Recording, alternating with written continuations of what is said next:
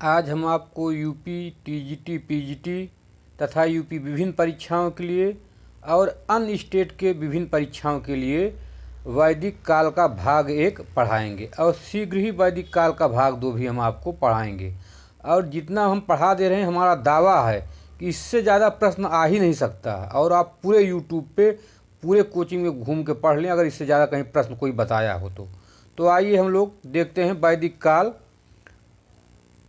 वैदिक काल को 2 भागों में बांटा गया है। नंबर 1 ऋग वैदिक काल या पूर्व वैदिक काल, और नंबर 2 है उत्तर वैदिक काल।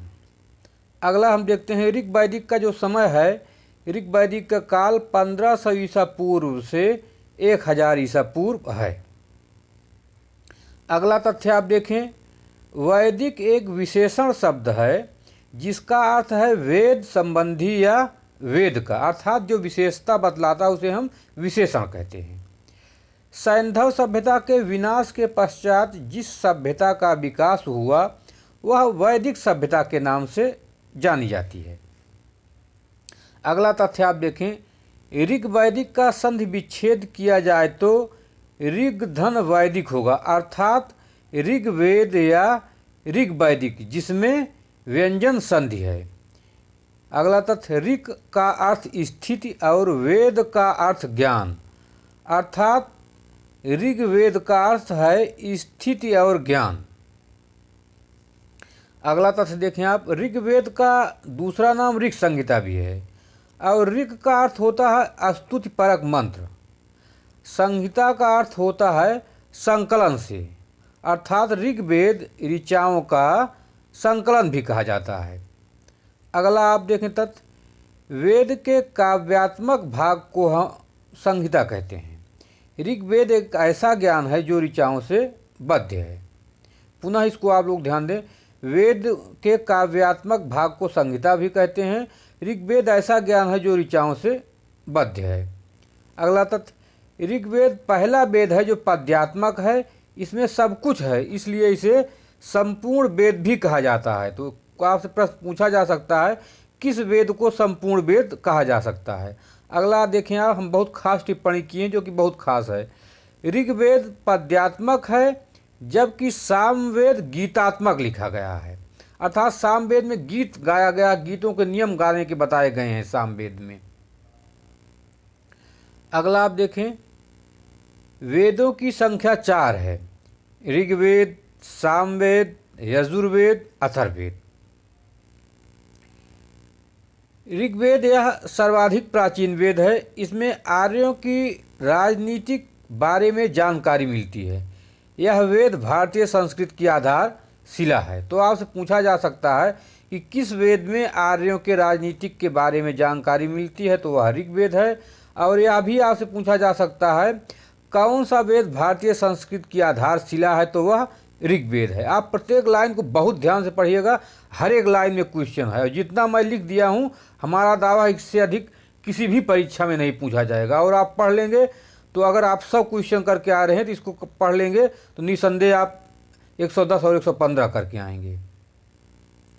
अगला देखें, इस वेद में कुल 10 मंडल, 8 अष्टक, 1028 सूक्त और लगभग 11000 मंत्र हैं ऋग्वेद में। कहीं कहीं ऋग्वेद में मंत्रों की संख्या 10,580 मंत्र देते हैं, लेकिन आपसे इस तरह नहीं पूछा जाएगा 10,580 या 10,540। आपसे पूछा जाएगा लगभग कितने मंत्र हैं, तो लगभग 11,000 मंत्र हैं ऋग्वेद में। अष्टक का अर्थ है भाग और मंडल का अर्थ है पाठ। तो इसमें यह भी पूछा जा सकता है ऋग्वेद में अष्टक का अर्थ क्या है, तो ऋग्वेद में अष्टक का अर्थ भाग है। और ऋग्वेद में मंडल का अर्थ क्या है, तो ऋग्वेद में मंडल का अर्थ पाठ है। अगला आप ध्यान दें, अष्टक यह एक पुराना विभाजन क्रम है जिसमें संपूर्ण ऋग संहिता को 8 भागों में बांटा गया है और प्रत्येक अष्टक में 8 अध्याय हैं। तो आपसे यह पूछा जा सकता है कि ऋग्वेद का पुराना विभाजन क्रम क्या है, वह है अष्टक। अष्टक में कितने भाग हैं, 8 भाग हैं। अगला देखें आप लोग, ऋग्वेद में 2 प्रकार के विभाग हैं। नंबर 1 अष्टक क्रम, नंबर 2 मंडल क्रम। अगला देखें आप, ऋग्वेद के दूसरे और सातवें मंडल की ऋचाएँ सर्वाधिक पुरानी हैं और यह दोनों मंडल भी सर्वाधिक प्राचीन भी हैं। ऋग्वेद के 8वें मंडल में लिखित हस्तलिखित प्रतिलिपि को खील कहा जाता है। अगला ध्यान दें आप लोग, ऋग्वेद के प्रथम, नवम और 10वें मंडल के रचयिता अनेक ऋषि हैं, लेकिन कुछ मंडल जो हैं उनके ऋषियों और मंडलों के नाम दिए गए हैं। द्वितीय मंडल के रचयिता गृत्समद हैं, तृतीय मंडल के रचयिता विश्वामित्र हैं, चतुर्थ मंडल के रचयिता वामदेव हैं, पंचम मंडल के रचयिता अत्रि हैं, षष्ठम मंडल के रचयिता भारद्वाज हैं, सप्तम मंडल के रचयिता वशिष्ठ हैं, अष्टम मंडल के रचयिता कण्व और अंगिरा हैं। तो मैं आप लोगों के लिए इसके लिए एक ट्रिक बना दिया हूं, जिससे कभी भी आप मंडल भूलें ना, और यहाँ से हमेशा एक नए क्वेश्चन, चाहे आईएएस में, चाहे पीसीएस में, चाहे समूह गा में, चाहे प्रवक्ता टीजीटी में, हमेशा पूछा ही जाता है। तो आप मंडल के रचयिताओं के नाम देखें, यही 2 से 8 मंडल तक ही रचयिताओं के नाम पूछे जाते हैं। तो इसका ट्रिक है ग्रीविवा अभावक। पुनः आप लोग ध्यान दें, ग्रीविवा अभावक। ग्री से गृत्समद अर्थात गृत्समद दूसरे मंडल के हैं। वी से विश्वामित्र, विश्वामित्र तृतीय मंडल के हैं। वा देखिए बड़ा वा से वामदेव, वामदेव चतुर्थ मंडल के हैं। आ देखिए, आ से अत्रि, अत्रि पंचम मंडल के हैं। भा देखिए, भा से भारद्वाज, भारद्वाज षष्ठम मंडल के हैं। वा से देखिए, वा से वशिष्ठ, वशिष्ठ सप्तम मंडल के हैं। का देखिए, का से कण्व या अंगिरा, ये अष्टम मंडल के रचयिता हैं। आप अगला देखें, इसमें सब बहुत महत्वपूर्ण तथ्य हैं, कोई भी तथ्य ऐसा नहीं है जो कम महत्वपूर्ण हो। ऋग्वेद के सूक्तों के महिला रचयिताओं के नाम लोपा, मुद्रा, घोषा, सची, पौलामी, कच्छाविर्ता, ये सभी महिलाएं ऋग्वेद के सूक्तों को लिखा है, ऋग्वेद के सूक्तों को रचा हुआ है। सूक्त का अर्थ होता है धार्मिक भजन या धार्मिक गीत, जो देवताओं को प्रसन्न करने के लिए गाए जाते हैं। आज भी हम लोग गांव में देखेंगे तो कुछ समारोह पड़ता है तो महिलाएं देवी गीत या धर्म से संबंधित पहले देवताओं को समर्पित करने के लिए कुछ धार्मिक गीत गाती हैं। तो उसी तरह प्राचीन काल में जो गीत गाए जाते थे उनको सूक्त कहा जाता था। देवताओं को मनाने के लिए जो धार्मिक गीत थे उनको हम सूक्त कहते थे। अगला आप देखें, ऋग्वेद मंत्रों का उच्चारण यज्ञों के अवसर पर होता या होत्र नामक पुरोहित करता था। आप लोग ध्यान दीजिए, बार बार पूछा जाता है, ऋग्वेद मंत्रों का उच्चारण यज्ञों के अवसर पर होता या होत्र नामक पुरोहित करता था। ऋग्वेद का उपवेद आयुर्वेद है, जिसमें चिकित्सा संबंधी ज्ञान का वर्णन है। संहिता का अर्थ संकलन भी होता है, बार बार पूछा जाता है संहिता का अर्थ क्या होता है, संकलन होता है। आपसे यह भी पूछ लिया जा सकता है कि ऋग्वेद का उपवेद क्या है। ऋग्वेद का उपवेद आयुर्वेद है। ऋग्वेद की 5 शाखाएं हैं, साकल, वासकल, आश्वलायन, सांख्यायन, मंडूक। आप लोग थोड़ा ध्यान दीजिएगा कि लिखने में कहीं कहीं लिपि में गलती हो गई है, तो स्वयं के द्वारा कंप्यूटर पे लिखा गया है, तो जहाँ गलती होगी हम बोल दे रहे हैं, आप लोग सुधार लीजिएगा, लेकिन उसका बहुत कोई माने नहीं है जो लिपि या शब्द गलत हो गए हैं। अब आप देखें, ऋग्वेद के ब्राह्मण, इसके आरण्यक और उपनिषद में एक ही जगह दे दिया हूँ। वेद ऋग्वेद, इसके ब्राह्मण का नाम है ऐतरेय और कौशिकी। कौशिकी को कभी कभी संख्यायन भी कहा जाता है। तो यह भी आपसे पूछा जा सकता है कि संख्यायन किस वेद का ब्राह्मण है। तो संख्यायन ऋग्वेद का ब्राह्मण है, कौशिकी या संख्यायन ऋग्वेद का ब्राह्मण है। तो आप इसमें ऋग्वेद में एक ब्राह्मण याद कर लें तो आपको इसका आरण्यक और उपनिषद दोनों याद हो जाएगा। तो ऋग्वेद का ब्राह्मण भी ऐतरेय कौशिकी है, ऋग्वेद का आरण्यक भी ऐतरेय कौशिकी है, और ऋग्वेद का उपनिषद भी ऐतरेय और कौशिकी है। सबसे अधिक महत्वपूर्ण है, यह पूछा जा सकता है कि संख्यायन किस वेद का ब्राह्मण है, या संख्यायन किस ब्राह्मण ग्रंथ को और कहते हैं। तो कौशिकी को संख्यायन के नाम से भी जाना जाता है। अगला आप देखें, ऋग्वेद के पहले और 10वें मंडल को क्षेपक कहते हैं।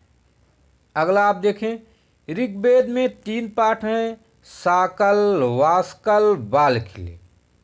अगला पुनः देखें, साकल में 17 मंत्र हैं, बालखिल में 11 मंत्र हैं, वास्कल में 56 मंत्र हैं।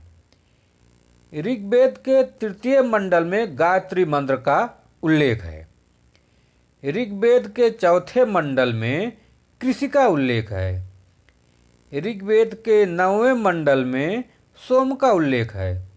ऋग्वेद के 7वें मंडल में 10 राग युद्ध का वर्णन है। ऋग्वेद के 10वें मंडल को पुरुष सूक्त भी कहते हैं और इसी पुरुष सूक्त में अद्वैत दर्शन के विकास का प्रमाण मिलता है। तो आपसे यह पूछा जा सकता है, बहुत इंपॉर्टेंट है आपको आईएएस, पीसीएस विभिन्न परीक्षाओं के लिए, कि ऋग्वेद के किस मंडल में अद्वैत दर्शन के विकास का प्रमाण मिलता है। तो ऋग्वेद के 10वें मंडल के पुरुष सूक्त में या ऋग्वेद के 10वें मंडल में मिलता है। कुछ भी पूछ सकता है कि पुरुष सूक्त में मिलता है या 10वें मंडल में मिलता है, कुछ भी पूछ सकता है। अगला ध्यान दें, ऋग्वेद के 10वें मंडल में औषधि सूक्त का भी वर्णन। तो आपसे यह भी पूछा जा सकता है कि ऋग्वेद के किस मंडल में औषधि सूक्त का वर्णन है, तो 10वें मंडल में है।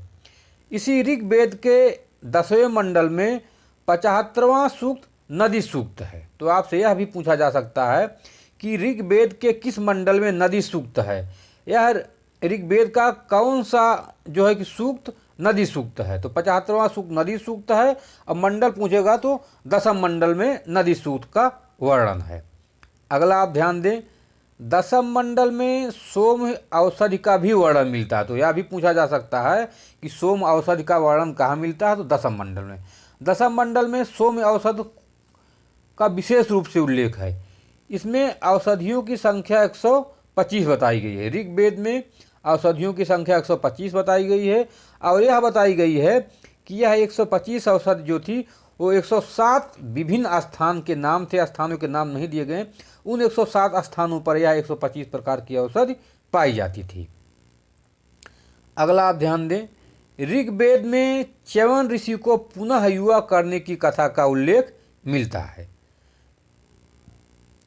अगला आप ध्यान दें, जो कि आप पढ़ते होंगे लेकिन अभी इसके बारे में बहुत कम आपको जानकारी होगी। ऋग्वेद में एक ऋषि कहता है, मैं एक कवि हूँ, मेरे पिता वैद्य हैं तथा मेरी माता आटा पीसती है। सभी के साधन भिन्न भिन्न हैं या सभी के व्यवसाय भिन्न भिन्न हैं, परंतु सभी धन की कामना करते हैं।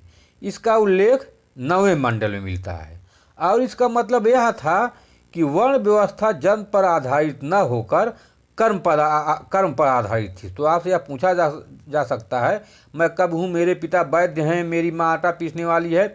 इसका तात्पर्य क्या है? इसका तात्पर्य यह था कि वर्ण व्यवस्था जन्म पर आधारित न होकर कर्म पर आधारित थी। अर्थात एक ही परिवार में विभिन्न जात के लोग रहते थे, विभिन्न तरह के व्यवसाय करते थे। आगे आप देखें, बृहदारण्यक उपनिषद में ही तमसो मा ज्योतिर्गमय अर्थात हमें अंधकार से प्रकाश में ले चलो का उल्लेख मिलता है। तो आपसे यह पूछा जा सकता है कि किस उपनिषद में यह उल्लेख है कि हमें अंधकार से प्रकाश की ओर ले चलो, या किस में यह उल्लेख है कि तमसो मा ज्योतिर्गमय। तो वह बृहदारण्यक उपनिषद में है। अगला आप ध्यान दें, वैदिक साहित्य का अंतिम प्रतिपाद्य विषय उपनिषद है, जिन्हें वेदांत भी कहते हैं, और इसमें दार्शनिक विषयों का उल्लेख मिलता है। तो आप लोग ध्यान दीजिएगा, पूछा जा सकता है वैदिक साहित्य का अंतिम प्रतिपाद्य विषय क्या है, तो उपनिषद है। इसे क्या कहते हैं? इसे वेदांत भी कहते हैं। इसमें क्या मिलता है? इसमें दार्शनिक विषयों का उल्लेख मिलता है।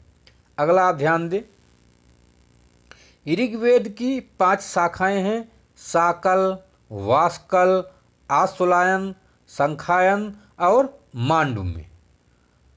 नेक्स्ट देखें, सूक्त का अर्थ अच्छी उक्त भी होती है, अर्थात अच्छी गीत, अच्छे तरह से उसका उच्चारण किया जाए। मंत्रों को ऋचा भी कहा जाता है।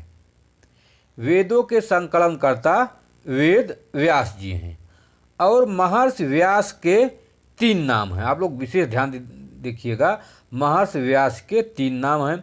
नंबर 1, कृष्ण द्वैपायन अर्थात द्वीपों में पैदा होने के कारण इनका नाम कृष्ण द्वैपायन पड़ा। अगला देखें आप लोग, नंबर 2 इनका नाम वादरायण अर्थात बद्रीनाथ में रहने के कारण इनका नाम वादरायण पड़ा।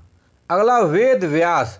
व्यास मतलब किसी चीज़ का विकास करना या विकसित होना, अर्थात वेदों के संकलन करता या वेदों का व्यास करने के कारण या वेदों को लिखने के कारण इनको वेद व्यास भी कहा गया है। अगला आप देखें, ब्राह्मण ग्रंथ वेद के गद्य भाग हैं जिनके द्वारा वेदों को समझने में सहायता मिलती है। ऋग्वेद के 2 ब्राह्मण ग्रंथ हैं, नंबर 1 ऐत्रेय, नंबर 2 कौशिकी। अगला ध्यान दें, ऐत्रेय ब्राह्मण के संकलनकर्ता महिदास थे। उनकी माँ का नाम इतरा था, इसलिए इतरा का पुत्र होने के कारण इनका नाम महिदास ऐत्रेय था और इनके द्वारा रचित ब्राह्मण ग्रंथ का नाम ऐत्रेय ब्राह्मण पड़ा। तो यह पूछा जा सकता है कि इनके द्वारा रचित ग्रंथ का नाम ऐत्रेय ब्राह्मण क्यों पड़ा, क्योंकि इनके माँ का नाम इतरा था और इतरा का पुत्र होने के कारण इनका नाम महिदास ऐत्रेय पड़ा, इसलिए इनके द्वारा रचित ग्रंथ ऐत्रेय ब्राह्मण कहा जाता है। अगला आप ध्यान दें, ऐत्रेय ब्राह्मण में राज्याभिषेक और राज्याभिषेक के अवसर पर होने वाले विभिन्न यज्ञों का भी उल्लेख मिलता है। इसमें ध्यान दीजिएगा, ऐत्रेय ब्राह्मण में पहली बार राज्याभिषेक का उल्लेख मिलता है। दूसरा चीज़ क्या, राज्याभिषेक के अवसर पर होने वाले विभिन्न यज्ञों के विधानों का, मतलब यज्ञ कैसे किए जाते थे उनका उल्लेख मिलता है। अगला देखें, सोम यज्ञ का उल्लेख जो है इसी ऐत्रेय ब्राह्मण में ही मिलता है और इसी ऐत्रेय ब्राह्मण में ही राजा के उत्पत्ति के सिद्धांत का भी उल्लेख मिलता है। ऐत्रेय ब्राह्मण में अथाह अनंत जलधि और पृथ्वी को घेरने वाले समुद्र का भी उल्लेख मिलता है। अगला ध्यान दें, कौशिकी ब्राह्मण के संकलनकर्ता कुशितक ऋषि थे, अर्थात कुशितक ऋषि द्वारा यह ब्राह्मण ग्रंथ लिखा गया था, इसीलिए इसका नाम कौशिकी पड़ा। और कौशिकी ब्राह्मण को संखायन ब्राह्मण भी कहते हैं।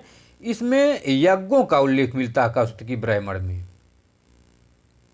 अगला आप देखें, आर्यक। आर्यक इसका अर्थ है वन में लिखा जाने वाला। आर्यक का अर्थ होता है वन में लिखा जाने वाला। इसे वन पुस्तक भी कहते हैं। यह जंगल में रहने वाले सन्यासियों और छात्रों के लिए लिखी गई है।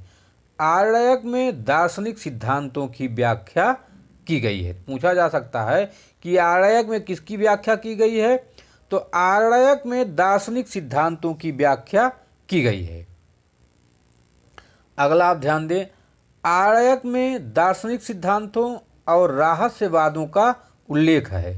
यह कर्मयोग अर्थात जो ब्राह्मणों का मुख्य प्रतिपाद्य विषय है, कर्म ब्राह्मणों का मुख्य प्रतिपाद्य विषय है, तथा ज्ञान मार्ग जिसका उपनिषद में प्रतिपादन किया गया है के बीच सेतु का कार्य करता है। अर्थात आर्यक जो है वो दार्शनिक सिद्धांत और रहस्यवाद तथा ज्ञान मार्ग, ध्यान दीजिएगा आप लोग, आर्यक पुस्तक जो है और दार्शनिक सिद्धांत और रहस्यवाद तथा ज्ञान मार्ग जो उपनिषद का विषय है, दोनों के मध्य आर्यक जो है एक सेतु या पुल का कार्य करता है।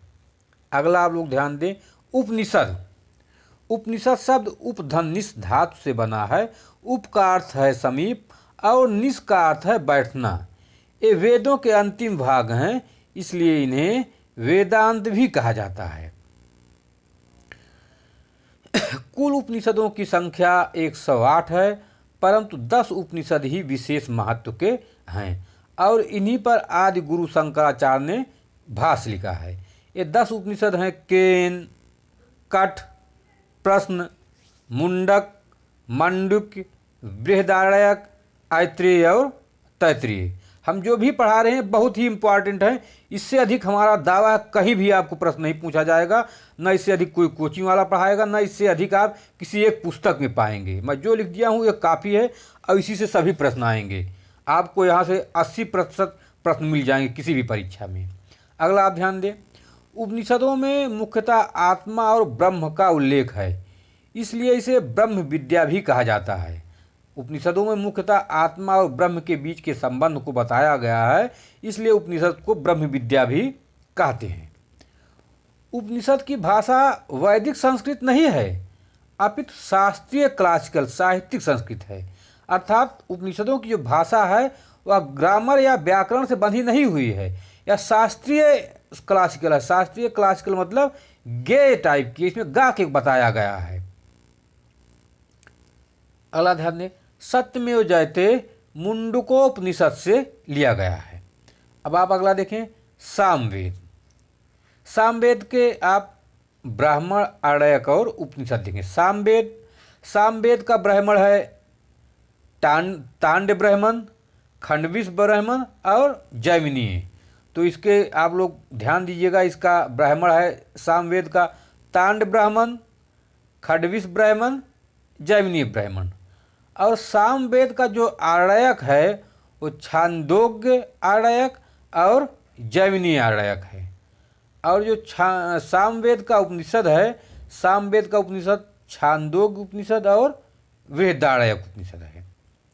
अगला आप देखें, साम का अर्थ है गान। सामवेद में संकलित मंत्र देवताओं की स्तुति के समय गाया जाता था। इसमें मंत्रों की संख्या 1549 है। 75 मंत्र ही सामवेद के हैं, बाकी सभी ऋग्वेद के हैं। यह मंत्र सोमयज्ञ के अवसर पर गाया जाता था। इसका गान उद्गाता नामक पुरोहित करता था। अर्थात सामवेद के जो मंत्र थे वो सोमयज्ञ के अवसर पर गाया जाता था, और सोमयज्ञ के अवसर पर इस मंत्र को उद्गाता नामक पुरोहित गाता था, या उद्गाता नामक पुरोहित इस मंत्र का आवाहन करता था। अगला आप देखें, सामवेद के प्रमुख देवता सविता थे। बहुत इंपॉर्टेंट, ध्यान दीजिएगा। अगर पूछा जाए सामवेद के प्रमुख देवता कौन थे, तो सामवेद के प्रमुख देवता सविता थे, किंतु इसमें इंद्र, सोम का भी काफ़ी उल्लेख मिला है।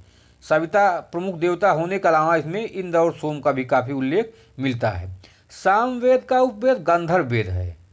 गंधर्व अर्थात होता है गान, जिसमें गान संबंधी विद्या के बारे में बताया गया है। सामवेद की 3 शाखाएं हैं, कौथुम, रणायनीय, जैमिनीय। इस वेद के जैमिनीय ब्राह्मण में यज्ञ कर्म कांडों का उल्लेख है। अर्थात जो सामवेद का जैमिनीय ब्राह्मण है, इसमें याज्ञिक कर्म कांडों का उल्लेख है। अगला ध्यान दें आप लोग, छांदोग्य उपनिषद सबसे प्राचीन उपनिषद है। आप लोग ध्यान दीजिएगा, छांदोग्य जो उपनिषद है यह सबसे प्राचीन उपनिषद है। इसी छांदोग्य उपनिषद में देवकी पुत्र कृष्ण का सर्वप्रथम उल्लेख मिलता है। तो आपसे पूछा जा सकता है कि देवकी पुत्र कृष्ण का सर्वप्रथम उल्लेख किसमें मिलता है, तो देवकी पुत्र कृष्ण का सर्वप्रथम उल्लेख छांदोग्य उपनिषद में मिलता है। इसी उपनिषद में सर्वप्रथम तीनों आश्रम का उल्लेख मिलता है। तो आपसे यह पूछा जा सकता है कि किस उपनिषद में सर्वप्रथम तीनों आश्रमों का उल्लेख मिलता है, तो वह है छांदोग्य उपनिषद। अगला देखें, इसी छांदोग्य उपनिषद में उद्दालक आरुणि और उनके पुत्र श्वेतकेतु के बीच संवाद का भी उल्लेख मिलता है।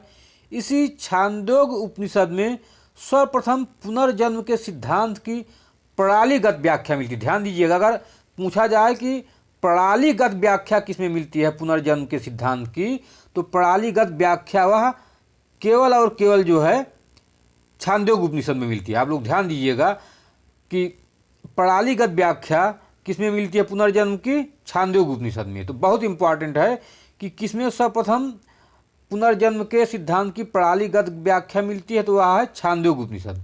सामवेद का उपवेद गंधर्व वेद है, जो कि गान विद्या से संबंधित है। अगला आप देखें, यजुर्वेद।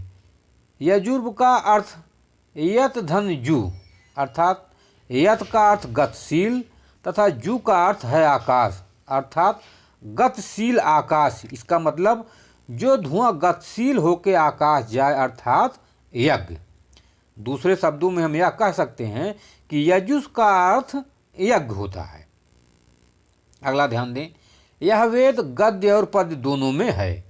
यजुष को गद्य भी कहा जाता है। यह 40 अध्यायों में विभाजित है। इसमें कुल 1990 मंत्र हैं। यजुर्वेद में यज्ञ कराने वाली विधियों का उल्लेख है।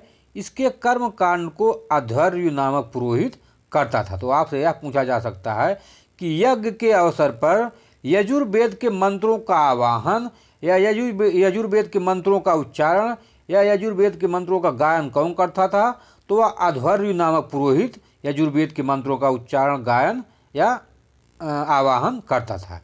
यजुर्वेद का उपवेद धनुर्वेद है। ध्यान दीजिएगा, बहुत महत्वपूर्ण है। यजुर्वेद के उपवेद का नाम धनुर्वेद है। जो धनुर का अर्थ ही होता है धनुष विद्या, अर्थात जिसमें युद्ध कला के बारे में वर्णन है। धनुर्वेद में किसका वर्णन है? धनुर्वेद में युद्ध कला के बारे में वर्णन है। तो इसकी दो शाखाएं हैं यजुर्वेद की, शुक्ल यजुर्वेद और कृष्ण यजुर्वेद। अगला ध्यान दें, शुक्ल यजुर्वेद को वाजसनेय संहिता भी कहते हैं। यह बहुत महत्वपूर्ण है कि पूछा जा सकता है कि वाजसनेय संहिता किसे कहते हैं? शुक्ल यजुर्वेद को। या शुक्ल यजुर्वेद का दूसरा नाम क्या है? वाजसनेय संहिता है। इस शुक्ल यजुर्वेद की दो शाखाएं हैं, काल और मध्य दिन। अधिकांश विद्वान शुक्ल यजुर्वेद को ही वास्तविक वेद कहते हैं। इसी वेद में अर्थात शुक्ल यजुर्वेद में ही पुरुष मेध यज्ञ के समय बल पीड़ितों की सूची दी गई है और इसी में जिसमें शिल्प और व्यवसाय की एक लंबी सूची दी गई है। तो आपसे पूछा जा सकता है कि शिल्प और व्यवसाय की एक लंबी सूची कहाँ मिलती है? तो वह शुक्ल यजुर्वेद में या वाजसनेय संहिता में।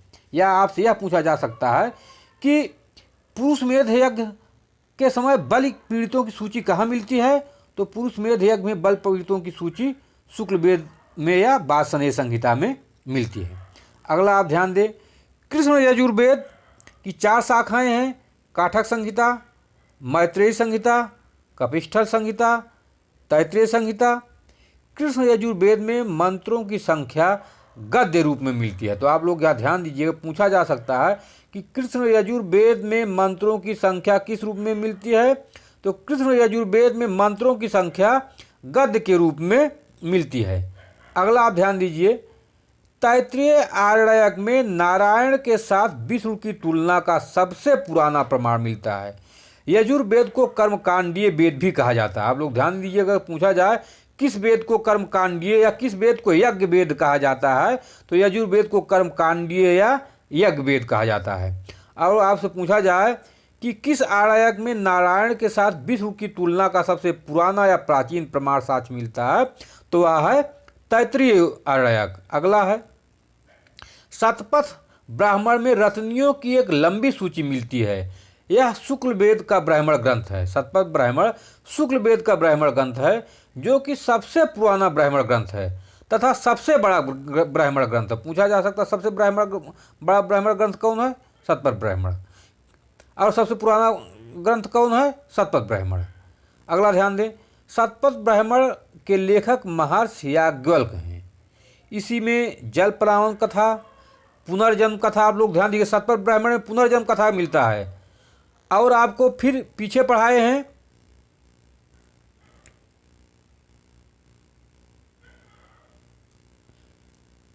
छांदोग्य उपनिषद। छांदोग्य उपनिषद में क्या है? छांदोग्य उपनिषद में पुनर्जन्म के सिद्धांत की प्रणालीगत व्याख्या मिलती है। पुनर्जन्म से सिद्धांत की प्रणालीगत व्याख्या मिलती है। और शतपथ ब्राह्मण में आप यहाँ तुलना देख लीजिए, शतपथ ब्राह्मण में आपको पुनर्जन्म संबंधी सिद्धांत मिलता है। तो वहाँ आपको प्रणालीगत व्याख्या पुनर्जन्म का, और यहाँ शतपथ में केवल पुनर्जन्म की कथा मिलती है। तो आप लोग ध्यान दीजिए, शतपथ ब्राह्मण के लेखक महर्षि याज्ञवल्क्य हैं। इसी में जल प्रावन कथा शतपथ ब्राह्मण में ही, इसी शतपथ ब्राह्मण में पुनर्जन्म कथा, इसी में पुररवा उर्वशी कथा, राम कथा। बहुत ही महत्वपूर्ण है, एक ही जगह हम इतने तथ्य आपको हम दे दिए हैं कि कहीं नहीं मिलेगा। राम कथा, आश्वनी कुमार द्वारा च्यवन ऋषि को यौवन दान का वर्णन, अर्थात आश्वनी कुमार के द्वारा च्यवन ऋषि को पुनः युवा बनाया गया, जिसका वर्णन है। और धार्मिक कर्मकांडों का बहुत विस्तार से वर्णन मिलता है शतपथ ब्राह्मण में। या भी पूछा जा सकता है कि धार्मिक कर्मकांडों का बहुत विस्तार से वर्णन या अधिक विस्तार से वर्णन कहाँ मिलता है? तो वह है शतपथ ब्राह्मण। अगला आप देखें, कृष्ण यजुर्वेद का ब्राह्मण का नाम तैत्तिरीय ब्राह्मण भी है, अर्थात कृष्ण यजुर्वेद के ब्राह्मण का नाम तैत्तिरीय ब्राह्मण भी है। अगला देखिए, यजुर्वेद के आरण्यक बृहदारण्यक, नंबर 2 तैत्तिरीय, नंबर 3 शतपथ यजुर्वेद का। यजुर्वेद के उपनिषद को आप लोग देख लें। कठोपनिषद, बृहदारण्यक उपनिषद,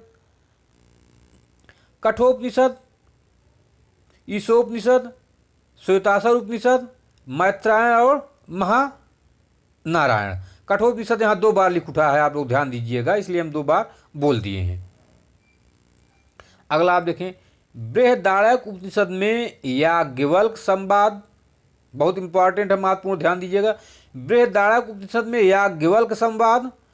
तैत्तिरीय उपनिषद में अधिक अन्न उपजाओ, अगर पूछा जाए कि किस उपनिषद में यह वर्णन मिलता है अधिक अन्न उपजाओ, तैत्तिरीय उपनिषद में। कठोपनिषद में यम और नचिकेता संवाद, इसी में आत्मा को पुरुष कहा गया है। ध्यान दीजिएगा कि पूछा जा सकता है कि किस उपनिषद में आत्मा को पुरुष कहा गया है, तो कठोपनिषद में आत्मा को पुरुष कहा गया है। अगला ध्यान दें, महर्षि पतंजलि द्वारा उल्लिखित यजुर्वेद की 101 शाखाओं में इस समय केवल 5 ही उपलब्ध हैं। Number 1 Taittiriya, number 2 Kathaka, number 3 Kapishthala, number 4 Maitrayani, number 5 Vajasaneyi. अब अगला आप लोग ध्यान दीजिए, अथर्ववेद। अथर्ववेद के कई अर्थ हैं, यहाँ ध्यान दीजिए, थर्व हम लिखे हैं, थर्व लिखे हैं, आप लोग कंफ्यूज मत होइएगा। थर्व का अर्थ है कंपन, और जब इसमें आ उपसर्ग लगा दिया जाए तो इसका अर्थ हो जाता है अकंपन, अर्थात जिसमें कोई कंपन न हो। अर्थात अथर्व शब्द अथर और वाण शब्द से बना है, जिसका अर्थ होता है जादू और टोना, जिसका अर्थ होता है जादू और टोना होता है। अगला आप लोग ध्यान दें, जो है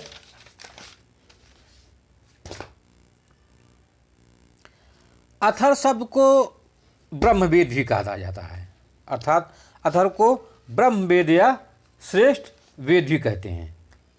बहुत ही महत्वपूर्ण है, पूछा जा सकता है कि किस वेद को ब्रह्मवेद या श्रेष्ठ वेद भी कहा जाता है, तो वह अथर्ववेद है। इस वेद का गान ब्रह्म नामक पुरोहित करता था। यह चारों वेदों में सर्वाधिक लोकप्रिय है। पूछा जा सकता है कि चारों वेदों में सर्वाधिक लोकप्रिय कौन है? अथर्ववेद है। अगला देखें, अथर्ववेद में 20 अध्याय, 731 सूक्त और 5839 मंत्र हैं, अर्थात लगभग 6000 मंत्र कहा जा सकता है। तो आपसे पूछा जा सकता है कि लगभग कितने मंत्र हैं, तो 6000 मंत्र हैं। इसी अथर्ववेद में सर्वप्रथम अयोध्या का उल्लेख मिलता है। अगला ध्यान दें, अथर्ववेद में ही यह उल्लेख मिलता है कि युद्ध का प्रारंभ मनुष्य के मस्तिष्क से प्रारंभ होता है। अथर्ववेद में वशीकरण मंत्र, जादू टोने, मरण, भूतों, प्रेतों तथा विभिन्न प्रकार के औषधियों का वर्णन मिलता है। अगला ध्यान दें, अथर्ववेद में जनसाधारण के लोकप्रिय विश्वासों और अंधविश्वासों का भी वर्णन है। तो आपसे यह पूछा जा सकता है, जनसाधारण के लोकप्रिय विश्वासों और अंधविश्वासों का वर्णन कहाँ मिलता है? तो वह है अथर्ववेद। इसी में अधिकांश ऋचाओं में अथर्ववेद में ही दुरात्मा तथा प्रेतात्माओं से मुक्ति मार्ग का रास्ता दिखाती है, या इसी में प्रेतात्माओं के लिए मुक्ति मार्ग के बारे में भी बताया गया है। अथर्वा ऋषि के नाम पे इस वेद का नाम अथर्ववेद पड़ा है, और अंगिरिस के नाम पे इसका नाम अथर्वांगिरिस वेद पड़ा है। अथर्ववेद का उपवेद शिल्प वेद है, जिसमें शिल्प संबंधी कला है। इसमें ब्रह्म ज्ञान का भी वर्णन है अथर्ववेद में। अगला देखें, अथर्ववेद में अंग और मगध का उल्लेख सुदूरवर्ती प्रदेश के रूप में हुआ है, और इसी में सभा और समित को प्रजापत्र की 2 पुत्रियां कहा गया है। इसी में परीक्षित का उल्लेख मिलता है। इसी अथर्ववेद में, अर्थात इस अथर्ववेद की 2 शाखाएं हैं, पिप्पलाद और शौनक। इस वेद का एकमात्र ब्राह्मण गोपथ है, जिसे गोपथ ऋषि ने संकलित किया है, अर्थात गोपथ ऋषि के द्वारा संकलित किए जाने के कारण इसका नाम गोपथ ब्राह्मण पड़ा। और इस अथर्ववेद के कोई भी आरण्यक नहीं है। अगला देखें, अथर्ववेद के उपनिषद, मुंडकोपनिषद, प्रश्नोपनिषद, मांडूक उपनिषद, मुंडकोपनिषद में सत्यमेव जयते और यज्ञ को टूटी नौकाओं के समान कहा गया है। मांडुक्योपनिषद सबसे छोटा उपनिषद है। तो आपसे पूछा जा सकता है कि कौन से उपनिषद सबसे छोटे हैं। मांडुक्योपनिषद। आप लोग ध्यान दीजिए, कहीं कहीं एक एक उपनिषद दो दो वेद के भाग हैं। अगला ध्यान दें, ऋग को बहुत ही महत्वपूर्ण है, आपको जो कहीं पुस्तकों में जल्दी खोजने पे भी नहीं मिलेगा, आप परेशान हो जाएंगे इसके लिए। ऋग्वेद को धर्म, यजु को मोक्ष अर्थात यजुर्वेद को मोक्ष, साम को काम, अथर्व को अर्थ कहा गया। अर्थात इन्हीं चारों के आधार पर क्रमशः अर्थात ऋग्वेद से धर्मशास्त्र की उत्पत्ति हुई है, यजुर्वेद से मोक्ष शास्त्र की उत्पन्न हुई है, सामवेद से काम शास्त्र का उत्पन्न हुआ है और अथर्ववेद से अर्थशास्त्र या अर्थशास्त्र की उत्पन्न हुई है या अर्थशास्त्र की रचना हुई है। प्रत्येक वेद के अपने अपने ब्राह्मण होते थे, जैसे ऋग्वेद के ऐत्रेय और कौशिकी, यजुर्वेद का शतपथ और वाजसनेय, सामवेद का पंचविंशय तांड और अथर्ववेद का गोपथ। आप लोग थोड़ा ध्यान दीजिएगा, जब मैं आपको सिंधु सभ्यता का प्रश्न अभ्यास करा रहा था तो उसमें प्रश्न नंबर 70 छूट गया था किसी कारणवश।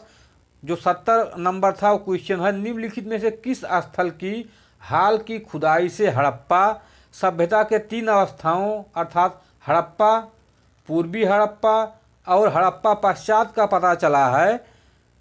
तो उसमें ऑप्शन ए रोजदी है, बी देसलपुर है, सी सुरकोटड़ा, डी उपयुक्त सभी। अर्थात इसमें उपयुक्त सभी स्थानों से जो है हड़प्पा, पूर्व हड़प्पा सभ्यता के खुदाई का पता लगा है। तो उसमें क्वेश्चन नंबर 70 में सिंधु सभ्यता जो प्रैक्टिस कराए हैं उसमें डी उपयुक्त सभी सही हैं। आप लोग हमारे वीडियो को देखें तो सब्सक्राइब और लाइक अवश्य कर दें, क्योंकि बहुत ही मेहनत से पढ़ाते हैं, आपको इतना कहीं भी मैटर नहीं मिलेगा। शीघ्र ही मैं ऋग्वेद का भाग 2 लोड करने वाला हूँ।